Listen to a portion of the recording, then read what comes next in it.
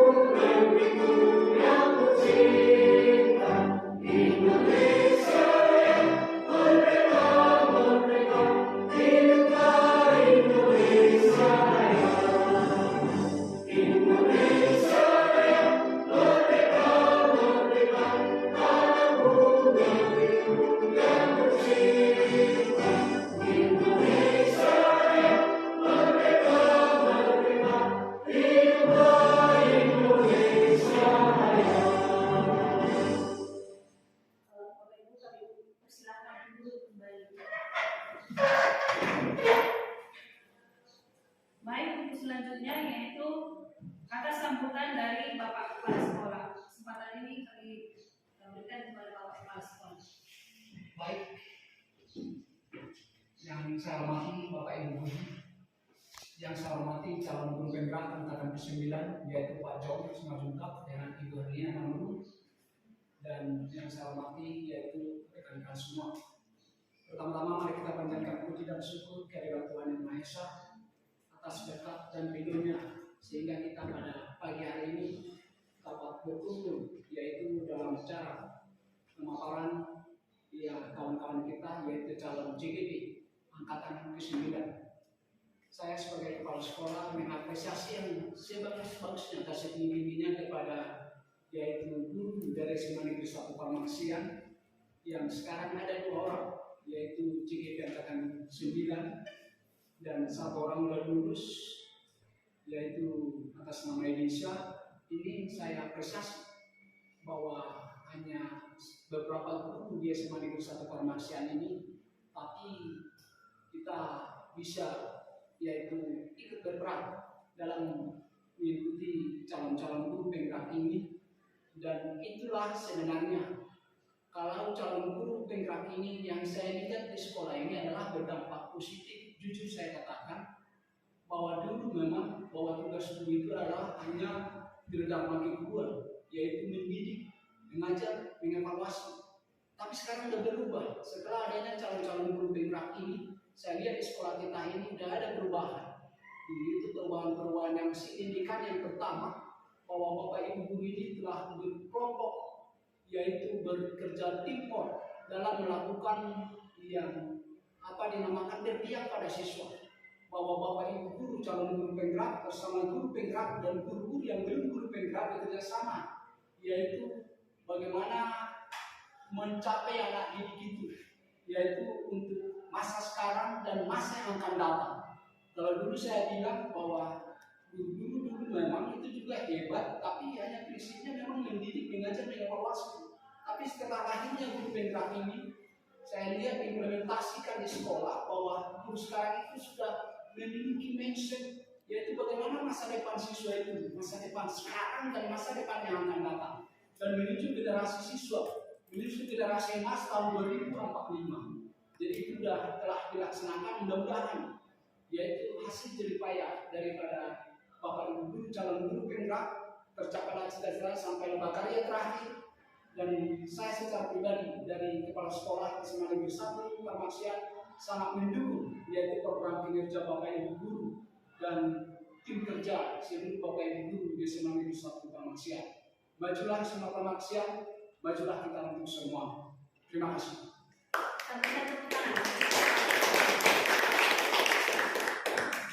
Untuk berikutnya yaitu masuk ke kegiatan intinya, yaitu pemaparan dari calon guru penggerak tentang budaya positif. Nah, untuk sisi yang pertama akan saya bawakan, nanti di sisi kedua akan dibantu oleh Bapak John Mansur. Sebagai calon saya, Herina Manurung, sebagai calon guru penggerak angkatan 9 akan menyampaikan atau menyebarkan pemahaman dan penerapan pengalaman budaya positif.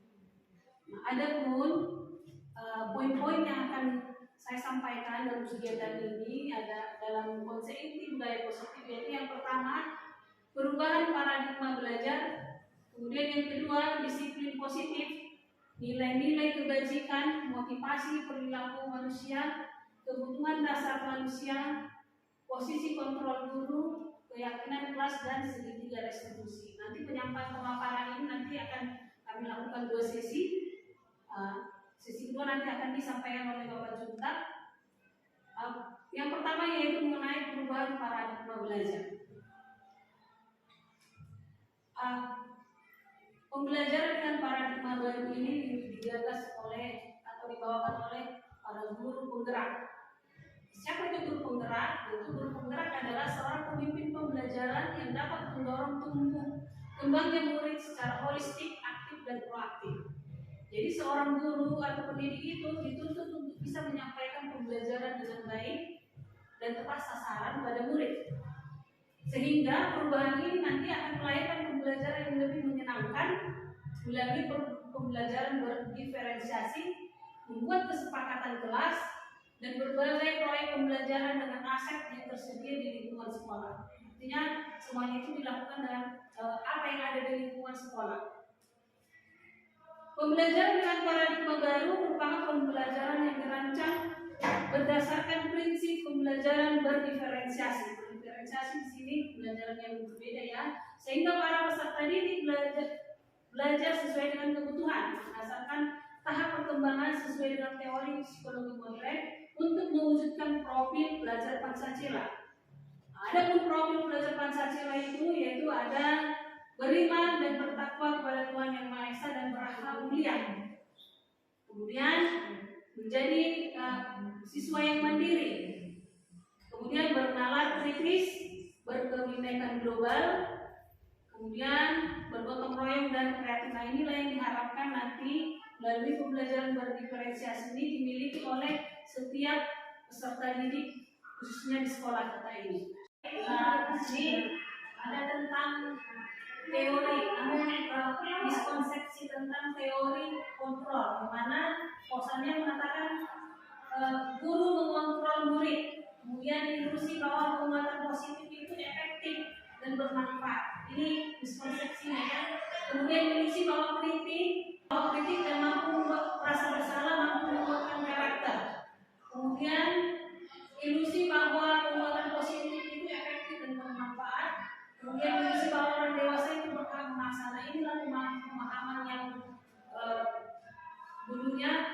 terjadi, namun ini tidak semuanya bisa dikatakan benar, ya. Seperti yang dikatakan di sini, kalau misalnya kita kadang kalau sudah memberikan penguatan kepada anak itu sudah kita anggap itu efektif dan bermanfaat, namun itu bisa dikatakan dalam guru penggerak ini menjadi sesuatu yang berbeda, ya. Nanti akan ada penjelasan berikutnya. Kemudian, nah untuk itu kita akan mengubah pemikiran tadi, paradigma yang tadi, ya, mengubah paradigma stimulus respon ke pendekatan teori kontrol. Kalau dulunya stimulus respon itu realita atau kebutuhan kita itu sama, namun kalau di sekarang, ya, di teori kontrol itu bahwasannya realita atau kebutuhan itu setiap siswa itu berbeda. Jadi kalau dulu pemahaman kita bahwa setiap siswa itu adalah sama, nah kalau sekarang bahwasanya setiap siswa itu memiliki perbedaan. Kemudian, nah kalau dulu itu kita berpikir semua orang melihat sesuatu itu hal yang sama. Nah kalau sekarang setiap orang memiliki gambaran yang berbeda. Kemudian kita mencoba mengubah orang lain agar pandangannya sama dengan kita. Nah ini kebiasaan-kebiasaan terdahulu. Kita memaksakan kehendak kepada siswa. Namun kalau sekarang kita harus berusaha memahami pandangan orang lain tentang dunia. Kita berusaha mengikuti keinginan si siswa atau si anak. Kemudian perilaku guru dilihat sebagai suatu kesalahan. Nah kalau sekarang semua perilaku memiliki tujuan. Jadi setiap siswa itu melakukan sesuatu tentunya sesungguhnya itu ada maksud dan tujuan. Kemudian orang lain bisa mengontrol saya. Itu kalau di stimulus respon. Nah kalau sekarang hanya kita yang bisa mengontrol diri kita. Kemudian di stimulus respon saya bisa mengontrol orang lain. Nah kalau sekarang di teori kontrol Anda tidak bisa mengontrol orang lain. Kemudian di stimulus respon pemaksaan ada pada saat rujukan gagal. Kemudian kalau di teori kontrol kolaborasi dan konsensus menciptakan pilihan-pilihan gagal. Kemudian kalau di stimulus respon atau model terdahulu orang berpikir ada menang ada kalah. Nah kalau sekarang kita harus berpikir sama-sama menang. Inilah mengubah paradigma belajar itu dari stimulus respon ke pendekatan teori kontrol. Kemudian semuanya itu dapat dilakukan dengan disiplin positif. Nah, apa itu disiplin positif? Nah, ini yang telah dipaparkan tadi oleh Bapak Junta bahwa disiplin itu berasal dari kata disiplina yang artinya belajar. Disiplin ini mengacu pada disiplin diri yang memiliki tanggung jawab terhadap apa yang dilakukan berdasarkan nilai-nilai yang diyakini. Disiplin positif merupakan salah satu cara penerapan disiplin yang bertujuan menumbuhkan kesadaran serta memberdayakan peserta didik tanpa imbalan, penghargaan atau reward, ancaman atau hukuman. Jadi disiplin yang dimaksud di sini diharapkan bahwasanya disiplin itu yang muncul dari dalam diri si siswa, bukan karena dijanjikan atau diiming-imingi sebuah hadiah sehingga dia berubah, atau dia berubah karena takut hukuman atau mendapat sanksi. Jadi disiplin positif yang dimaksud di sini adalah disiplin itu yang muncul dari diri siswa itu sendiri.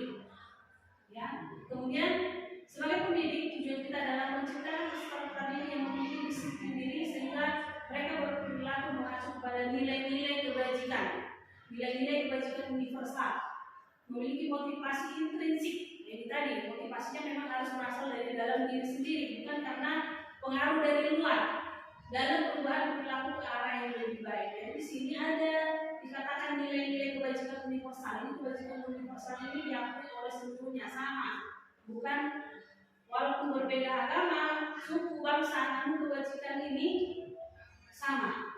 Nah ini di sini nanti ada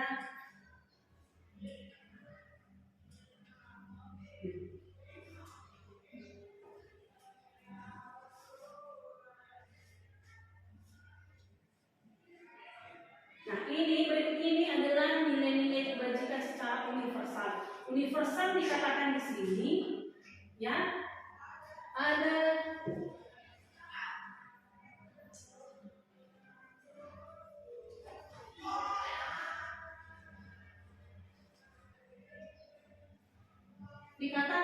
universal karena berasal dari kebajikan institusi atau organisasi. Artinya salah satu pihak saja yang merumuskan kebajikan ini sudah secara umum.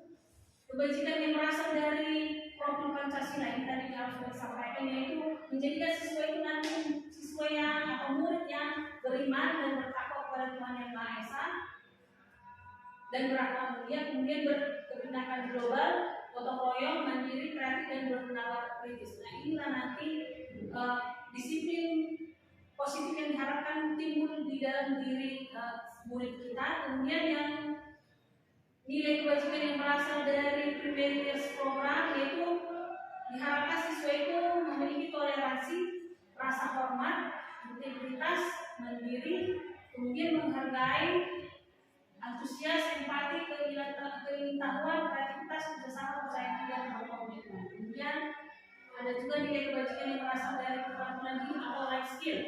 Ini juga semuanya ini adalah nilai-nilai kebajikan yang diharapkan nanti dimiliki oleh murid di sekolah kita ini, yang sumbernya berasal dari dalam diri siswa itu sendiri.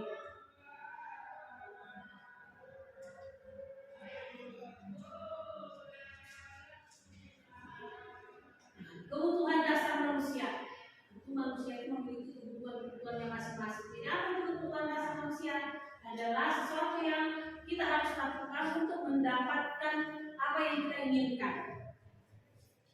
Seluruh tindakan yang kita lakukan memiliki tujuan tertentu, dan semua usaha terbaik yang kita lakukan adalah dalam rangka agar kebutuhan dasar kita itu dapat terpenuhi dengan baik.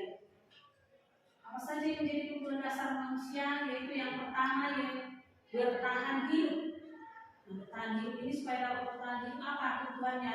Itu pemakanan, pakaian, tempat tinggal, keamanan dan kesehatan. Kemudian kebutuhan dasar yang lain yaitu kasih sayang dan rasa diterima. Seperti apa rasa kasih sayang yang masuk di sini? Itu rasa diterima, dipedulikan, berbagi, bersama, menjadi bagian dalam kelompok.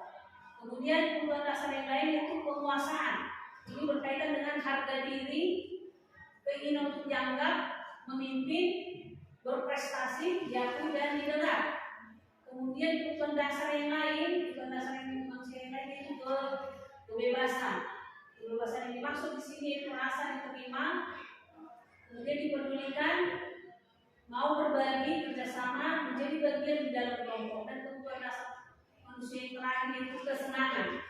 Itu dapat diwujudkan dengan bermain, memiliki selera humor, kemudian antusiasme dan tertawa. Nah, inilah kebutuhan dasar yang dimiliki oleh manusia. Selain kebutuhan dasar juga memiliki yang namanya motivasi perilaku manusia. Itu orang berperilaku itu tentu ada motivasinya. Ada yang berasal dari dalam diri sendiri, ada yang berasal dari luar. Nah, motivasi yang berasal dari luar itu, orang berperilaku itu tentunya apa? Tujuannya apa? Yaitu untuk menghindari ketidaknyamanan atau hukuman. Jadi ketika orang itu tiba-tiba mau bersikap baik atau patuh mengikuti peraturan itu, karena bisa jadi dikatakan dia hanya untuk menghindari hukuman atau ketidaknyamanannya. Kemudian manusia itu dapat berperilaku baik bisa jadi untuk mendapatkan imbalan ataupun penghargaan dari orang lain. Nah, ini semua adalah motivasi yang berasal dari luar.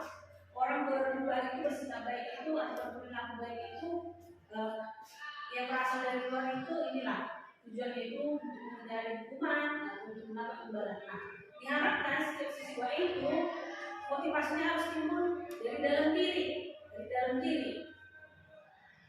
Tujuannya untuk apa? Yaitu untuk menjadi orang yang mereka inginkan dan menghargai diri sendiri dengan nilai-nilai yang mereka percayai. Jadi ini adalah alasan orang berbuat baik itu yang tidak mementingkan hukuman, tidak mengharapkan imbalan, namun dia memang sebetulnya ingin berubah dari dalam diri. Nah, inilah yang motivasi yang berasal dari dalam diri. Dia tujuannya berubah itu berasal dari dalam untuk menghargai dirinya sendiri tanpa dorongan dari luar.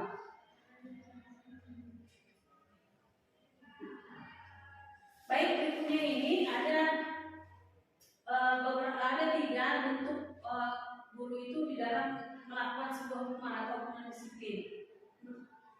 yaitu tentang hukuman. Jadi hukuman, konsekuensi, dan restitusi ini adalah tiga hal yang berbeda. Yang walaupun kadang kita merasa itu adalah hal yang sama, namun di sini perlu kami sampaikan, saya sampaikan bahwasannya itu hal yang berbeda. Nah, kalau hukuman ini, jadi ketika kita melakukan memberikan sanksi kepada siswa itu ternyata ada bagian-bagiannya. Nah, kalau misalnya hukuman itu sifatnya bagaimana? Kalau hukuman itu sebenarnya tidak direncanakan, muncul tiba-tiba. Jadi setiap tindakan yang kita lakukan terhadap murid itu yang kita lakukan secara tiba-tiba itu bisa dikategorikan adalah hukuman. Kemudian murid tidak tahu apa yang terjadi atau dia tidak dilibatkan, artinya berasal dari sisi guru ada satu pihak, bersifat satu arah, kemudian berupa hukuman fisik atau psikis. Nah, yang kegiatan yang seperti ini dikategorikan dalam hukuman. Jadi ketika kita tanpa memberitahukan kepada siswa hukumannya, kita tidak mengajak diskusi siswa itu tentang masalah yang sedang dihadapi, kemudian hanya berasal dari kita, maka ini adalah hukuman. Nah, sedangkan konsekuensi ini ada perbedaan. Konsekuensi ini tetap sebenarnya hukuman, sifatnya juga tidak baik sebenarnya ininya.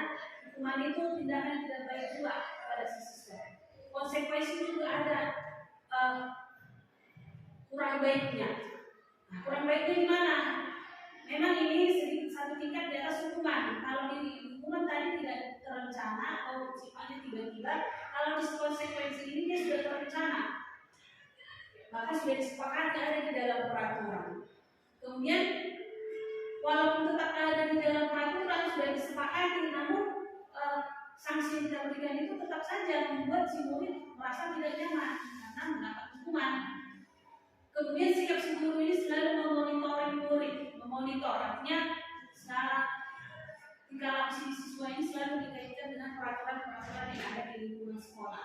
Jadi tujuannya ini sama-sama memberikan hukuman kepada siswa. Nah, sedangkan yang ketiga, restitusi.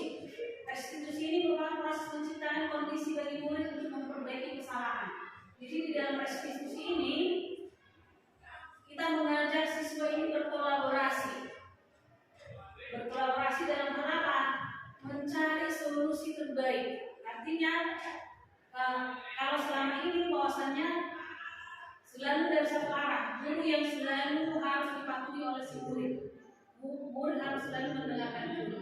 Namun kalau sekarang kita harus yang paling baik dari tiga ini adalah yang ketiga ini, dengan cara yang ketiga ini. Jadi kita nggak boleh sepihak, harus dua arah. Bahkan solusi itu harus berasal dari si siswa itu sendiri, harus berasal dari diri si siswa itu. Nah, tujuannya apa? Supaya si siswa itu dapat menjalankannya. Karena kalau sudah berasal dari dalam diri sendiri dan yakini mampu melaksanakannya, diharapkan siswa itu akan ada perubahan sikap. Berbeda dengan hukuman, dengan konsekuensi hukuman ini tadi mungkin dia melaksanakan itu karena ada satu takut atau hanya menghindari hukuman, kemudian bisa saja dia mengharapkan imbalan dan lain sebagainya. Nah, di sini diharapkan kita mampu menumbuhkan nilai positif tadi dari dalam diri siswa. Nah, sebagai guru juga kita memiliki posisi di dalam mengontrol siswa kita. Jadi ini mungkin ada yang bukan mungkin ya, pasti sudah ada yang beberapa yang telah kita jalani. Namun dari 5 ini ada posisi yang paling oke yang paling ditekankan dimiliki guru saat ini. Yang mana itu nanti akan saya jelaskan. Posisi guru yang pertama yaitu sebagai penghukum.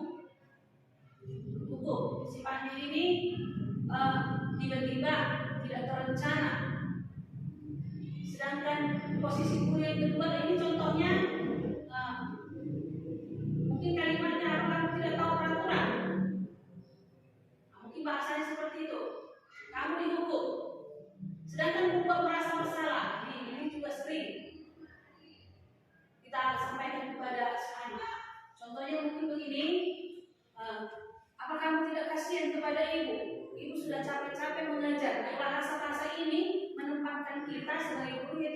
orang merasa bersalah, menganggap jadi si siswa itu merasa dirinya tidak berharga, tidak mampu membuat sesuatu yang baik. Nah, bahasa-bahasa seperti itu memposisikan kita sebagai guru yang membuat merasa bersalah kepada si siswa. Kemudian yang ketiga,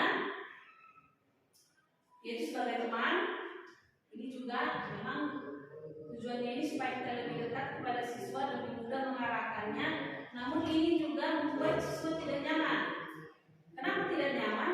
Siswa ini akan merasakan ketergantungan kepada guru tersebut. Bahasa yang bisa digunakan di sini yaitu ayolah tolong bantu bapak, atau ayolah tolong bantu ibu. Selama ini kan ibu sudah membantu. Nah, bahasa-bahasa seperti itu menempatkan kita atau memposisikan kita guru sebagai teman. Nah, ini juga membuat tidak nyaman. Kemudian pemantau ini posisi guru ini yaitu memantau bagaimana peraturan yang ada di sekolah itu apakah sudah dijalankan siswa atau belum sesuai dengan peraturan atau belum. Kemudian yang terakhir yaitu sebagai manajer. Dari kelima posisi ini diharapkan kita bisa memiliki posisi yang kelima, manajer, yaitu bisa mengatur, memanage, mencari solusi terhadap siswa, bukan menyudutkan atau bukan memberikan sanksi. Nah, dari kelima posisi ini, posisi yang paling baik itu adalah posisi sebagai manajer. Ini erat kaitannya tadi dengan pemberian restitusi dalam mencari solusi terhadap masalah yang dihadapi si siswa. Jadi tidak menghukum, tidak memberikan konsekuensi, namun memberikan restitusi. Jadi dalam restitusi ini sifatnya dialog. Di situ nanti kita akan mencoba membuat si siswa itu merasa nyaman dulu. Dengan nyaman si siswa ini nanti dia akan berusaha mencurahkan isi hatinya, menceritakan bagaimana sebenarnya permasalahan itu. Jadi siswa ini harus kita ajak dulu merasa nyaman.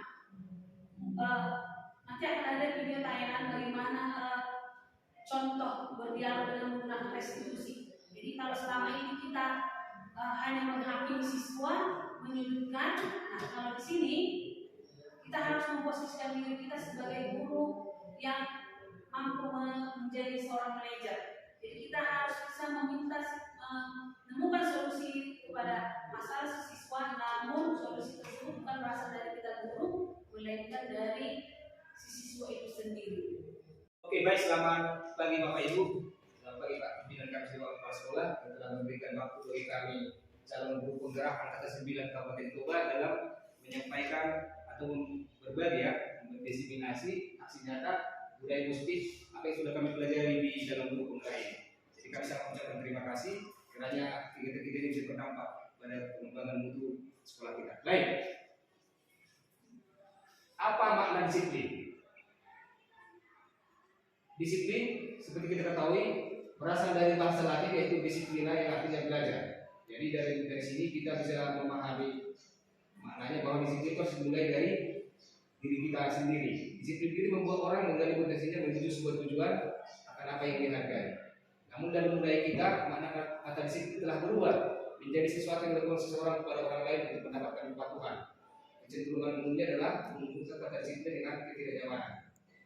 Dimana selama ini di dalam penerapan sekolah kita jadi membuat disiplin itu identik dengan dari hukuman. Tapi sebenarnya disiplin itu harus dimulai dari diri kita sendiri. Siswa itu harus menyadari bahwa perbuatannya itu tidak baik gitu. Jadi bukan harus karena hukuman dia untuk menjadi yang lebih baik. Bapak Ibu, untuk kita melanjutkan dari materi kita mengenai diskriminasi ini, tapi sebelum saya masuk di sesi 2 ini, silakan saya berharap rekan-rekan juga guru bisa kita ekspresikan dari Bapak Ibu ya. Ini ada silakan di sini. Silakan Bapak Ibu berdiri Bapak Ibu. Biar kita ada sebelum melanjutkan materi kita.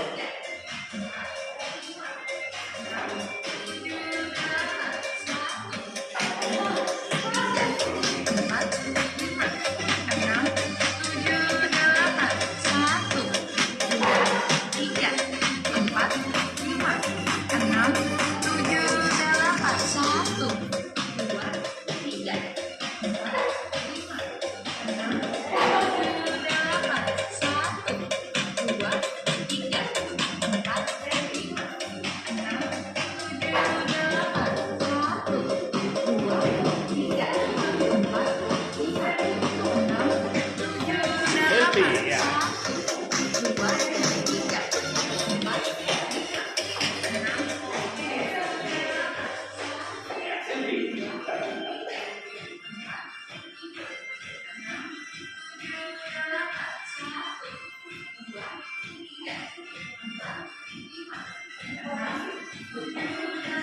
dengan safety. Kita tahu kita semua. Baik, untuk lebih memahami materi yang sudah disampaikan Ibu dari mengenai posisi kontrol, di sini juga kami akan membagikan video bagaimana penerapannya posisi 5 posisi kontrol duri ini.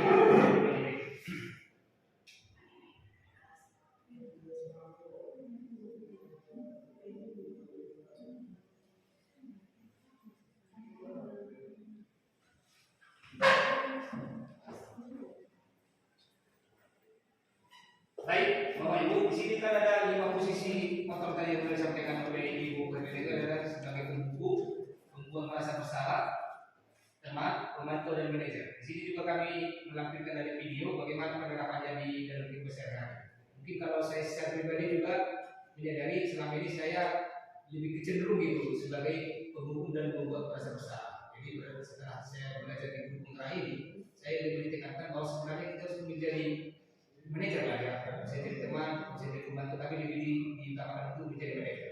Jadi dari video ini, dari video ini kita lebih memahami lagi bagaimana penerapan di kehidupan kita sehari-hari di dalam sekolah. Kita saksikan ya Bapak Ibu ya.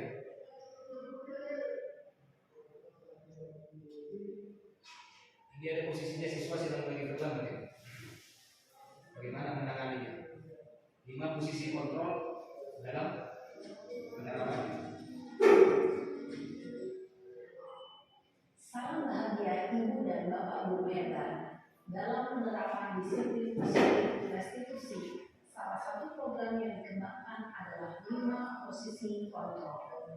5 posisi kontrol dalam restitusi adalah proses perjalanan seorang pendidik agar dapat mengenali dirinya.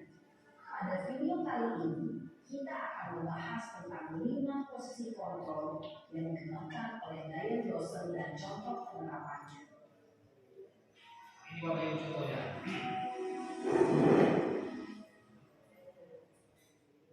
5 posisi kontrol itu adalah 1. Posisi penghukum, 2. Posisi pembuat merasa bersalah, 3. Posisi teman, 4. Posisi pemantau atau monitor, dan 5. Posisi manajer. Untuk lebih memahami kelima posisi tersebut, mari kita saksikan kasus Naren yang terlambat hadir waktu memiliki sekolah dan melihat bagaimana kelima posisi kontrol dalam menghadapi masalah tersebut.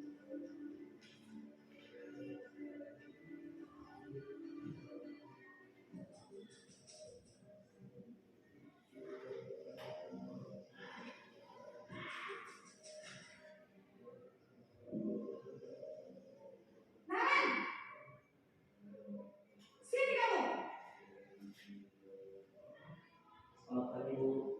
Selalu terlambat. Kamu deh, pasti terlambat. Maaf Bu, saya Apa? Apa coba? Alasan kamu apa lagi? Kapan sih kamu tidak terlambat? Malas sekali ya kamu jadi anak.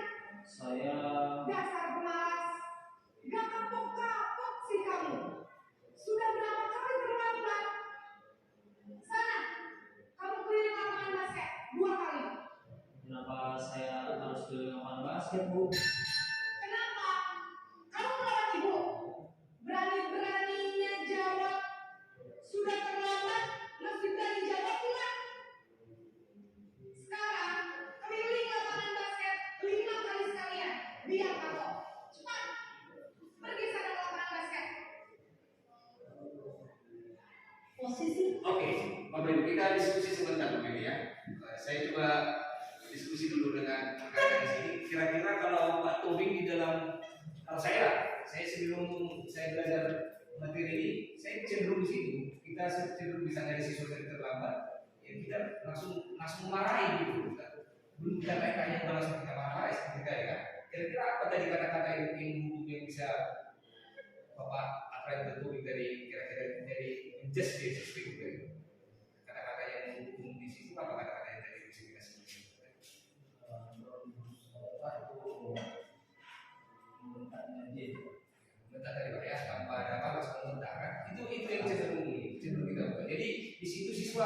sudah tadi kan sudah dibilang tadi hanya bukan lapangan ketika siswa mengungkapkan pendapat kita tambah lagi bukan sampai 5 kali. Jadi hal seperti itulah mungkin yang dan pastinya ya sudah kita lakukan. Jadi mari kita setelah sudah berbagi dengan spesifikasi ini ya bukan hal yang baik seperti itu kan kita tinggalkan orang-orang Bapak Ibu ya.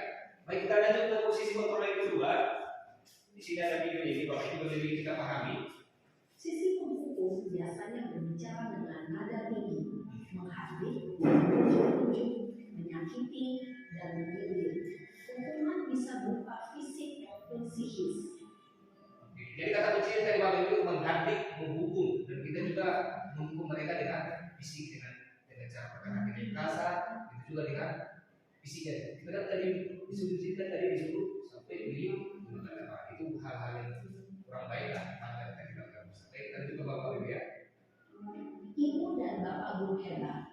Dampak yang terjadi pada murid ketika guru berada pada posisi penghukum adalah murid cenderung akan memberontak, bahkan menyimpan dendam.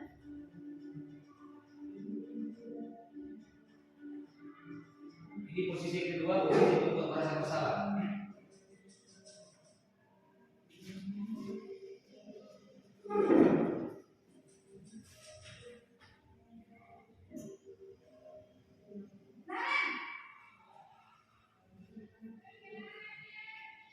Selamat pagi Bu. Naren, kamu kenapa terlambat lagi, nak? Ya Tuhan, Naren, kamu senang ya bikin ibu susah ya? Kalau kamu terlambat lagi, nanti ibu yang ditegur bapak kepala sekolah, nak. Disangka ibu tidak bisa membina kamu. Duh, gimana ini? Maaf Bu. Duh, Gusti Naren, kamu suka ya kalau ibu tegur bapak kepala sekolah? Terus, sekarang ibu harus tulis apa ini di buku absen? Ini kamu sudah sering terlambat loh. Ibu harus apa coba?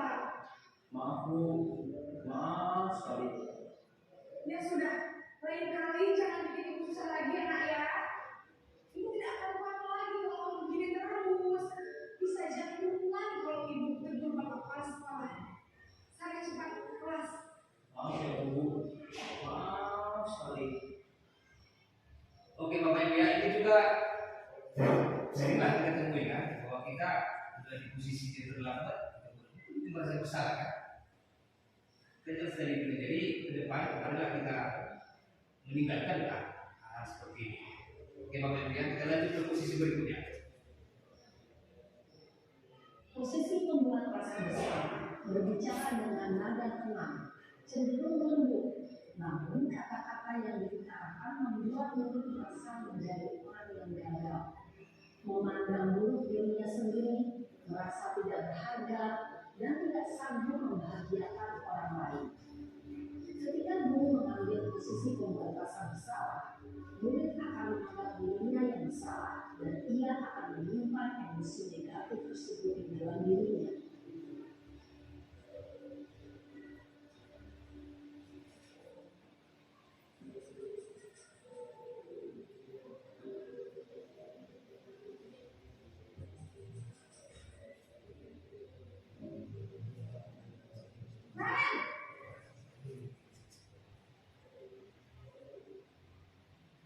Selamat pagi Bu.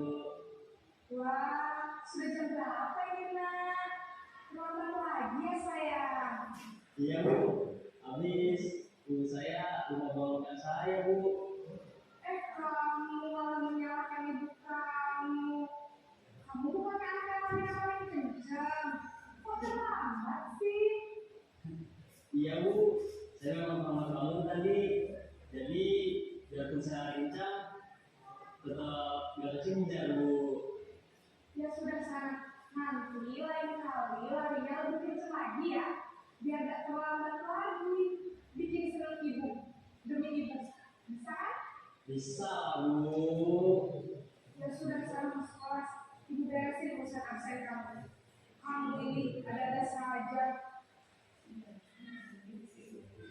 Dalam posisi tenang, guru berbicara dengan nada suara ramah, atau cenderung bersenda gurau untuk menjaga suasana santai. Murid akan merasa senang, aman, dan akrab dengan guru. Identitas yang tercipta adalah identitas sukses atau berhasil. Namun, perlu diingat, karena ini masih dorongan eksternal, maka ada faktor ketergantungan dari murid kepada orang tertentu. Di sini belum absennya, sehingga di lain waktu murid bisa berperilaku baik, namun hanya kepada orang-orang tertentu saja.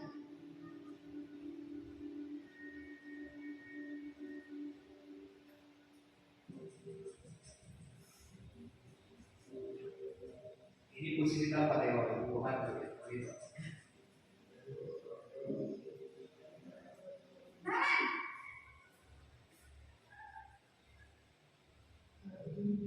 Selamat pagi Bu. Naren, apa peraturan sekolah kita tentang jam berapa kita harus masuk sekolah, Nak? Kita harus di sekolah jam 7 Bu. Iya betul, sekarang sudah jam 7.20. Naren sudah tahu konsekuensinya jika terlambat hadir.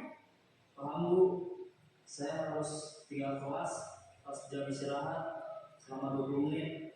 Iya benar, konsekuensinya demikian. Jadi nanti jam 9.30 pas istirahat, kamu harus tinggal di kelas, kerjakan tugas tambahan untuk ketinggalan kamu, ya? Baik Bu.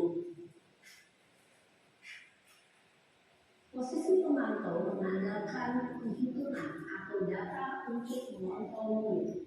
Guru mengarahkan murid berdasarkan peraturan dan konsekuensi. Seorang pemantau menunjukkan bahasa tubuh dan ekspresi wajah yang datar dan cenderung formal.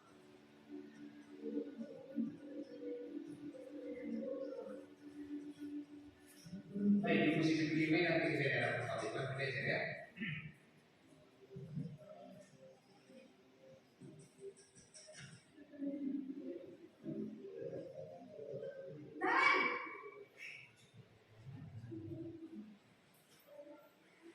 Selamat pagi Bu. Selamat pagi, Naren.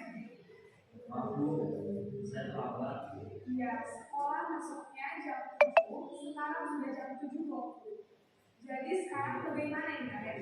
Maaf Bu, saya lupa alarm saya semalam. Baiklah, menurut kamu, keyakinan sekolah yang mana yang perlu kamu tingkatkan? Menghargai diri sendiri dan orang lain mungkin ya Bu. Setuju. Jadi, apakah Naren meyakini prinsip saling menghormati tersebut? Iya Bu, saya meyakininya. Apakah Naren bersedia memperbaiki masalah keterlambatan ini? Bersedia Bu. Bagaimana kamu akan memperbaiki masalah keterlambatan ini?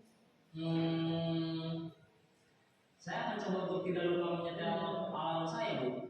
Baik, kalau Naren mempunyai alarm di rumah, ada orang yang kira-kira bisa bantu mengingatkan tidak? Ada Bu, kakak saya, Kak Emma. Ada lagi selain Kak Emma? Selain Kak Emma, ada ibu saya. Baik, jadi yang mengingatkan Naren adalah Kak Emma dan ibu kamu ya. Kira-kira akan mulai alarm kapan Naren? Setelah pulang sekolah, akan segera saya lakukan. Baik, jadi Naren akan setel alarm untuk bangun besok pagi dan akan diingatkan oleh kakak dan ibunda Naren ya. Ada lagi yang mungkin perlu dilakukan Naren agar tidak terlambat bangun lagi. Tidak ada Bu. Baik Naren, terima kasih untuk kerjasama kamu. Sekarang kamu perlu kembali ke kelas untuk belajar. Baik Bu, terima kasih. Posisi manajer adalah posisi kontrol yang disarankan untuk membimbing murid memiliki sikap disiplin yang positif, yaitu murid yang mandiri, bertanggung jawab, dan dapat memecahkan masalah. Tujuan dari posisi ini adalah agar murid dapat berefleksi atas tindakannya. Guru akan dengan tulus memberikan pertanyaan-pertanyaan bermakna, sehingga membuat murid dapat belajar dari kesalahannya dan mencari sebuah solusi untuk menyelesaikannya. Ibu dan Bapak guru hebat, setelah mengamati adegan kelima posisi kontrol tadi, kira-kira posisi mana yang paling ideal? Posisi mana yang dapat menunjang motivasi intrinsik murid? Ya, tentu posisi manajer. Posisi ini memang posisi ideal yang ingin dituju setiap murid. Pada posisi inilah, guru dapat menerapkan disiplin positif yang berpihak pada murid, yang memerdekakan murid. Perjalanan seorang pendidik tentunya tidak mudah untuk sampai pada posisi seorang manajer. Namun, tujuan kita pasti, yaitu menciptakan murid-murid yang mandiri, merdeka, dan bertanggung jawab. Semoga penggambaran 5 posisi kontrol yang telah diperlihatkan ini dapat menjadi ajang refleksi bagi kita semua, agar dapat terus mengasah dan menerapkan disiplin positif yang memerdekakan murid. Mari terus berlatih dan bersemangat. Selamat menerapkan. Salam dan bahagia Ibu dan Bapak Guru hebat. Oke, baik Bapak Ibu ya. Jadi intinya dari 5 posisi kontrol tadi itu kan yang pertama tadi membuat pemberi hukuman ya, membuat merasa bersalah, teman, memantau, dan yang terakhir manajer. Ini mungkin kita bisa bilang Ibu Rosdiana kira-kira agak tadi pertanyaan memantik dari sini kan, kenapa teman itu kan bagus juga kita ya? Kenapa kira-kira dia bukan menjadi ibu, menjadi manajer itu yang sebenarnya harus kita terus seperti itu dari video yang kita dari. Kenapa kan teman itu mungkin bagus juga kan? Kira-kira apa kira-kira yang kenapa bukan itu teman itu? Kenapa jadi manajer? Karena memang ada bentuknya sih Pak. Iya. Kalau misalnya ini kan kalau teman antara kita dan dia secara pribadi. Nah, tidak semua guru itu bisa melakukan hal yang sama gitu kan. Tapi Iya. jadikan siswa itu menjadi teman. Oke ya. Jadi kalau misalnya saya dengan si siswa itu saja, dia mungkin mendengarkan saya, tapi guru lain belum tentu. Oke, bagus sekali ya. Jadi terima kasih ya. Jadi itulah kalau teman itu kan bukan semua mungkin siswa itu bisa merasa akrab atau guru juga bisa merasa akrab dengan siswa-siswa yang terlambat. Jadi makanya diharapkan kita dari manajer kita diharapkan untuk jadi posisi manajer ya. Kita harus bisa menjadi apa yang memberikan solusi lah. Dan tadi kan di posisi 5 itu kita hanya dia, kamu bagaimana alarmmu, setel alarmmu ya, sama yang membangun. Jadi ada juga dari motivasi dari intuisinya siswa itu mencari solusinya sendiri lah. Merdeka lagi bagaimana bisa memecahkan permasalahan. Kalau yang tadi itu masih terbatas saja motivasi eksternal ya, terus semua juga guru sampai ingin bisa jadi masa depan ya. Jadi kita diharapkan nanti guru-guru di Simak Maksel ini bisa menjadi mengambil posisi sebagai manajer, walaupun nanti untuk tetap sana butuh waktu seperti tadi disampaikan. Oke baik Bapak Ibu, untuk lebih berikutnya materi kita itu mengenai segitiga restitusi ya. Segitiga restitusi ini kemarin saya sudah membawa ini dalam demonstrasi kontekstual di mana ada kasusnya di sini siswa yang sering terlambat ya. Atas nama dia itu kemarin saya apanya dari siswanya dan rezeki ya. Mari kita simak Bapak Ibu ya.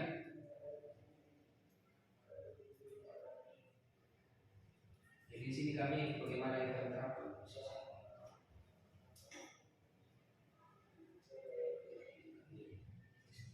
Baik, segitiga restitusi. Saya coba terangkan dulu materi sedikit ya Bapak Ibu ya. Sebelum kita nanti bentuk videonya. Segitiga restitusi adalah bagaimana kita proses menciptakan kondisi bagaimana siswa itu memperbaiki kesalahannya sendiri. Di mana melalui restitusi ini guru dapat membantu murid menjadi lebih memiliki tujuan disiplin yang positif, membantu murid untuk jujur pada diri sendiri dan memberikan penawaran atau memberikan solusi lah bukan dipaksa.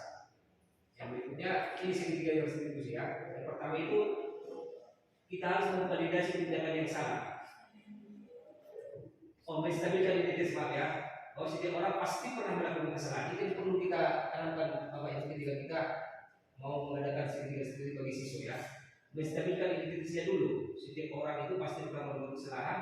Kamu bukan satu-satunya yang pernah melakukan itu. Nanti kita tahu lebih Bapak Ibu. Yang berikutnya itu adalah memvalidasi tindakan yang salah. Kamu tentu punya alasan. Setiap orang tentu punya alasan. Kenapa kamu terlambat? Ya karena saya lupa Bu, kan ada alasannya. Tapi jadi kita perlu tanyakan ya. Atau adakah cara yang lebih efektif untuk mendapatkan apa yang kamu butuhkan? Yang berikutnya adalah menanyakan keyakinan. Keyakinan maksudnya apa yang sudah disepakati atau diyakini mereka dalam berupa aturan yang berupa kesepakatan lah kita. Misalnya di sini waktu menghargai guru seperti itu kan. Mengucapkan terima kasih seperti itu. Kamu mungkin menjadi apa baik. Ini tahapannya.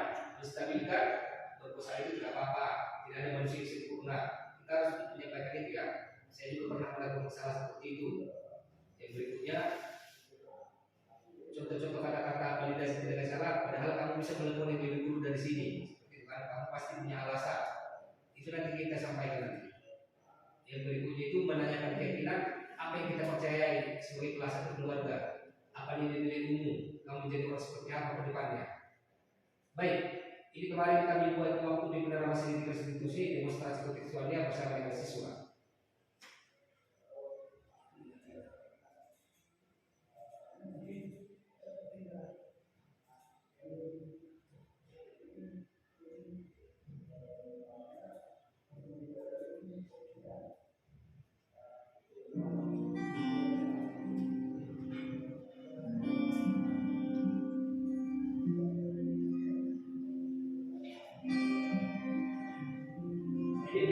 Jadi dalam proses dialog ya antara kita dengan siswa. Ini langkah-langkahnya. Yang pertama itu bisa melestarikan identitas, yang kedua itu memvalidasi tidak ada yang salah, dan yang berikutnya itu menanyakan keyakinan. Di sini ada kami mengambil dua contoh kasus. Ini karena dia sering tetap ke sekolah, sehingga banyak pelajaran yang tertinggal ya. Baik, ini ada dari Mas dari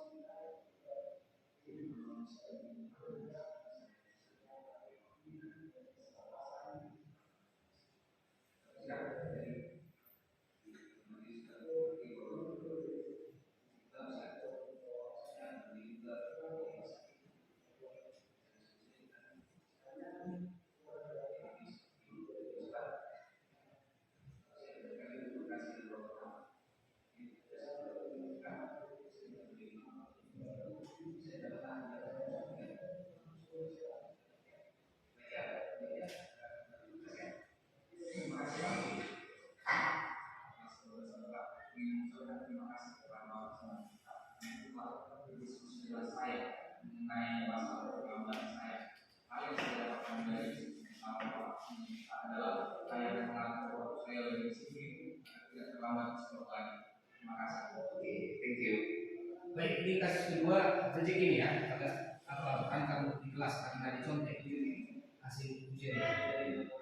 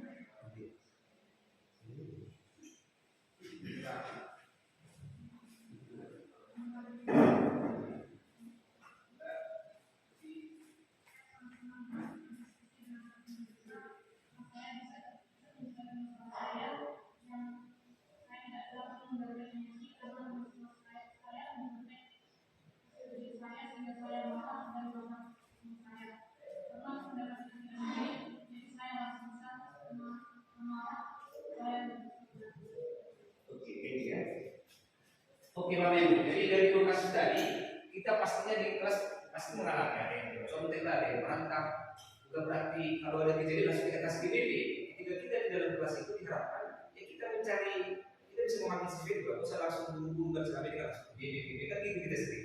Diharapkan nanti ketika di dalam kelas kita jangan ada kejadian atau ada kejadian seperti itu, kita bisa mengambil inisiatif, kita bisa menerapkan 3 tahapan itu tadi ya. Kita bisa melihat identitasnya dulu, ya kan? Identitas itu seperti tadi letakkannya baru memvalidasi dengan yang salah dan memberikan apa tadi ketiga itu kira-kira ya apa solusinya lagi. Jadi diharapkan nanti tidak ada lagi rasa-rasa sudah masalah itu kita menjadi teman menjadi manajer lah seperti Bapak Ibu ya. Baik, yang terakhir menjadi ide mengenai keyakinan kelas Bapak Ibu. Bagaimana kita bisa menerapkan bersama dengan siswa, kita membuat satu keyakinan, bukan peraturan ya. Peraturan itu dididik dengan jadi seperti paksaan, tapi kita harus mengundang siswa itu bagaimana mereka membuat keyakinan dalam kelasnya, dalam dirinya.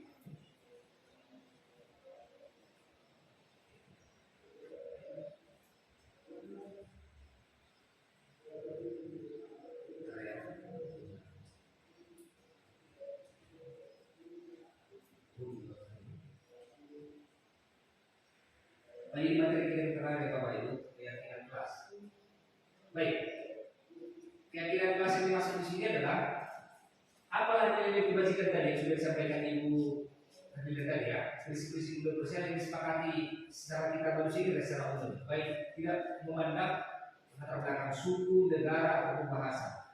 Di mana menurut Gus yang 1998 suatu keyakinan lebih memotivasi seorang dari dalam. Jadi kita diharapkan ketika membuat keyakinan kelas itu kita mengharapkan dari siswa itu juga ada ingin ada dari rasa interest untuk melakukan itu.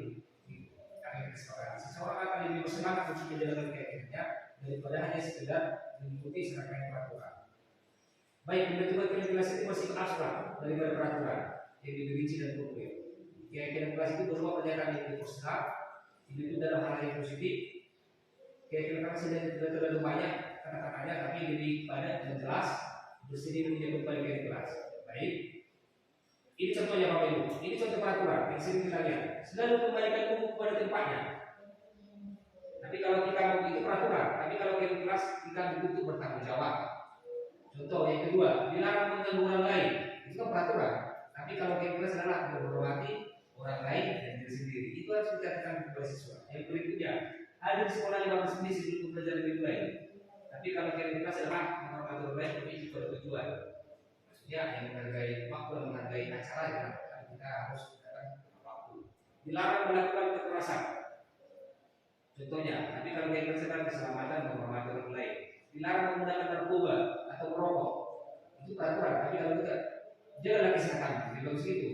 Mana harga kesehatan? Itu lebih bagus begitu ya. Pergantian ilmu giliran, menghormati orang lain, kesabaran. Gunakan masker itu bukan karena peraturan, tapi karena kita peduli dengan kesehatan kita tidak komunikasi. Jangan berlari di atas kelas.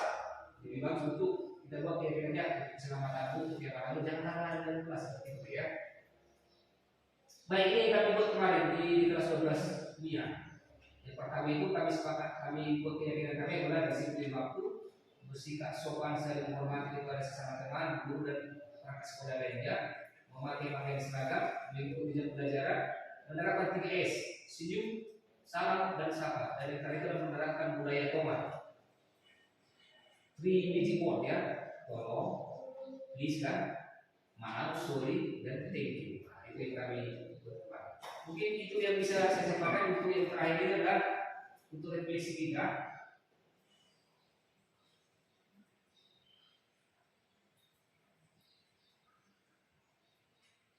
Peningkatan disiplin sekolah ini menjadi bagian penting lah untuk kita bisa terapkan bersama-sama. Semua kiranya ke depan nilai-nilai positif yang sudah kami sampaikan tadi bisa kita terapkan di dalam lingkungan sekolah kita sehingga kita harapkan nantinya siswa itu merdeka lebih termotivasi dalam belajar. Mungkin itu yang bisa saya sampaikan.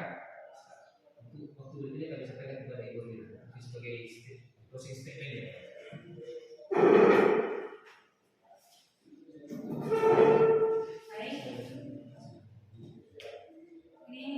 Sampailah kita di ujung kegiatan diseminasi kali ini.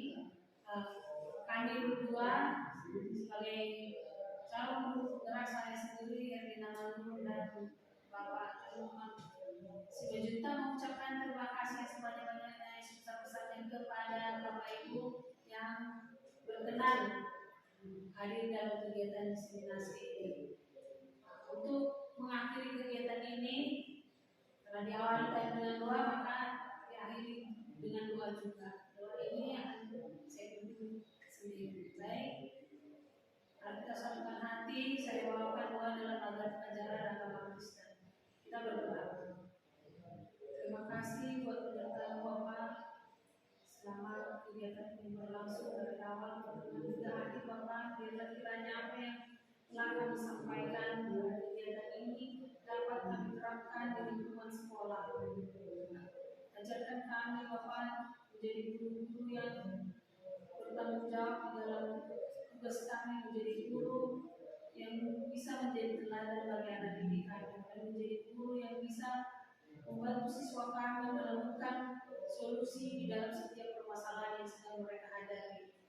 Begitu juga Bapak buat sekolah ini, buat pemimpin kami di sekolah ini, Bapak kepala sekolah kami, Bapak Tumpul Sidorus, dan juga Bapak berkati agar dapat memimpin sekolah ini, membawa sekolah ini menjadi sekolah yang dapat dikenal di tengah masyarakat. Banyak dosa yang kami perbuat Bapak, baik sebenarnya maupun tidak, kami hapuskan itu Bapak agar kami layak sempurna. Terima doa kami ini Bapak hanya di dalam nama Anakmu Tuhan Yesus Kristus. Kami sudah berdoa. Amin. Amin. Oke, hormat Bapak Ibu ya. Terima kasih. Amin. Siap. Kabar sendiri sehat semuanya? Baik, hari ini kita akan belajar membuat sebuah keyakinan kelas. Di hari sebelumnya memang kita sudah menyepakati sebuah peraturan, yaitu yang namanya peraturan. Jadi setiap tempat sebenarnya yang namanya peraturan itu akan ada. Nah, apa bedanya peraturan kelas dengan keyakinan ini? Saya kira tahu perbedaan keyakinan dan peraturan. Nah, di sini kita mau menyusun sebuah peraturan. Bedanya adalah kalau di peraturan ini isinya cenderung banyak yang merupakan larangan. Tidak boleh ini, dilarang ini, jangan ini. Kurang lebih kebanyakan isi peraturan kelas itu adalah bunyinya seperti itu. Ya, tidak salah, itu bukanlah kalimat yang salah, namun masih memiliki mengandung kata-kata negatif. Jadi di keyakinan ini sifatnya kata-katanya adalah positif. Tidak ada penggunaan kata jangan, dilarang. Tidak ada. Jadi diwajibkan. Nilai-nilai kebajikan. Nah, nilai-nilai kebajikan ini yang diharapkan dari keyakinan kelas ini dimiliki oleh setiap siswa. Nah, di sini saya akan membagikan kertas tentang nilai-nilai kebajikan. Berbagi aja ya. Tentang nilai-nilai kebajikan boleh dibaca-baca apa saja sih nilai-nilai kebajikan itu. Ini nilai-nilai kebajikan secara universal. Kalau dikatakan secara universal berarti dimanapun, ya agama apapun atau suku apapun ini berlaku. Jadi tidak ada batasan. Namanya universal. Ya, silakan dibaca-baca. Jadi dari nilai kebajikan ini nanti diharapkan setiap siswa memiliki. Sekarang saya meminta anak-anak kami sekalian, saya akan membagikan kertas. Silakan tuliskan satu keyakinan yang mana keyakinan ini dianggap mampu dilaksanakan, diyakini bisa dikerjakan. Ya, satu orang satu tuliskan, kemudian nanti tempelkan di depan. Nanti kita akan kalau bisa keyakinan itu gak usah panjang-panjang kayak ini, gak usah banyak-banyak. Tujuannya apa? Biar mudah diingat, mudah di keyakinan kelas hampir mirip dengan peraturan kelas, cuma di keyakinan kelas kata-katanya positif. Positif, bukan mengatakan peraturan kelas itu tidak baik, bukan. Cuma kita mau membuatnya dia lebih baik bahasanya. Oke, kalau sudah silakan ditempel di bagian ini. Kita mau melihat di mana nanti kita ambil, kita jadikan keyakinan kelas.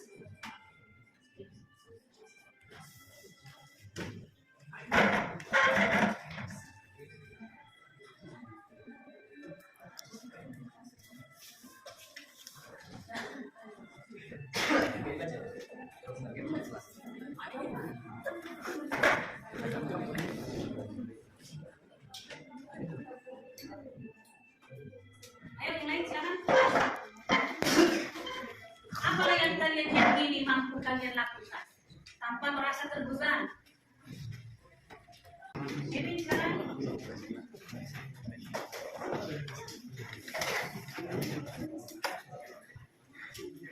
Karena ketinggian kalian saya bisa baca.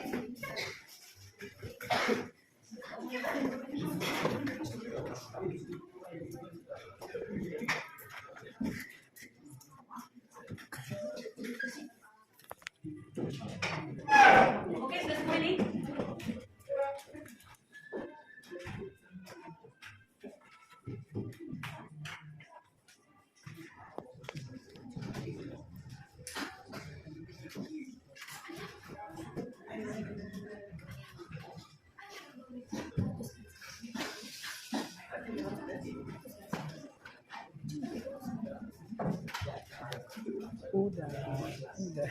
Kalau bagian ini nanti di dalam video bisa dibikin cepat ya. Oke, sudah semua ini?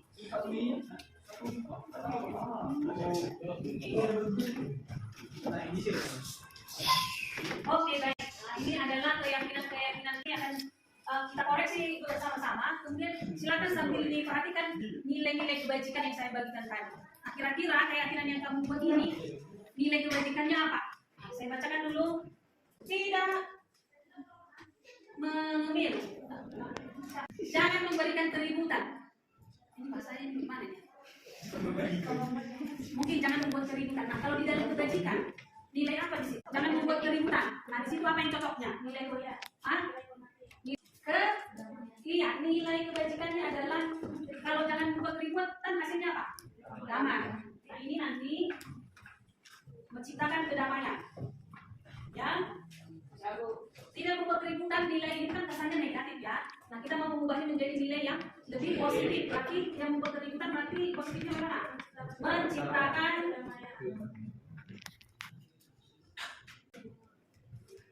kemudian yang kedua, kejujuran. Ya, mengedepankan kejujuran. Ya, benar sekali. Jadi nilai kebajikan yang kedua, nilai kebajikan yang kedua tadi adalah kejujuran. Tidak boleh ribut di kelas. Nah, ini nilai kebajikannya apa ya? Tidak boleh. Ini sama dengan yang pertama ya. Kedamaian. Berarti ini kita langkahi karena sudah sama. Kemudian kedamaian dan kesatuan. Ini juga sudah sama. Nilai kebajikannya apa? Tanggung jawab. Berarti nilai positifnya apa? Nilai lebih positif ya. Bertanggung jawab. Tidak keluar kelas saat Bapak Ibu guru tidak ada di kelas. Ini masih berupa peraturan. Kita mau mengubahnya menjadi sebuah keyakinan. Tapi harus melalui proses nilai kebajikan dulu. Nilai kebajikannya apa? Tidak keluar pada saat apa kira-kira? Tarikan nilai-nilai tersebut inilah yang kita hasilkan, yaitu yang pertama adalah anak-anak kami harus yakin dapat menciptakan kedamaian. Kedamaian yang dimaksud di sini adalah di dalam kelas itu harus tertib. Kemudian mengedepankan kejujuran. Kemudian yang berikutnya bertanggung jawab. Yang disiplin. Yang juga bersikap adil. Memiliki rasa hormat. Meminta milik teman dengan izin. Nah ini juga diharapkan mampu dilaksanakan. Yakin bisa dilaksanakan. Jadi jangan mengambil barang yang bukan miliknya. Kalau mau perlu akan minta izin. Memiliki keteraturan dalam berpakaian. Nah ini. Jangan lagi berpakaian itu bagaimana?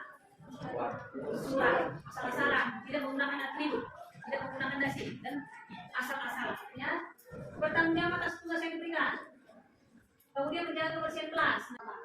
Memiliki kesantunan dalam berbicara. Ini memiliki rasa toleransi. Ini bergotong royong. Ini wujudnya bagaimana bergotong royong ini? Iya, bekerja sama. Jadi apapun kegiatan di dalam kelas maupun di luar, ini harus dilakukan secara bersama. Lain adalah saling menghargai. Jadi inilah yang kita sepakati menjadi keyakinan di kelas kita. Ya. Ini nanti akan kita pajang di kelas kita dan mari menjalankan ini sesuai dengan keyakinan. Perkenalkan, saya Rizky Utabea dari kelas 11 IPS. Di sini saya akan memberikan tanggapan saya tentang keyakinan kelas yang baru saja dibuat. Menurut saya, keyakinan kelas yang telah diselenggarakan tadi cukup baik, karena dengan adanya keyakinan kelas itu dapat membuat kelas lebih kondusif dan lebih nyaman untuk dilakukan.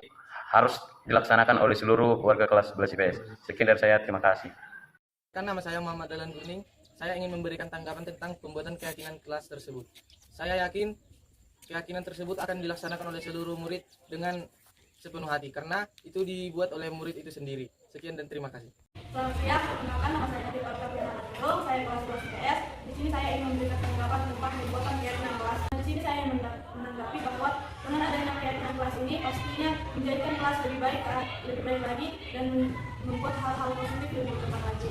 Dan dengan adanya keyakinan kelas ini juga pastinya akan menyadarkan setiap pribadi dalam masing-masing siswa menjadi lebih sadar lagi akan ketertiban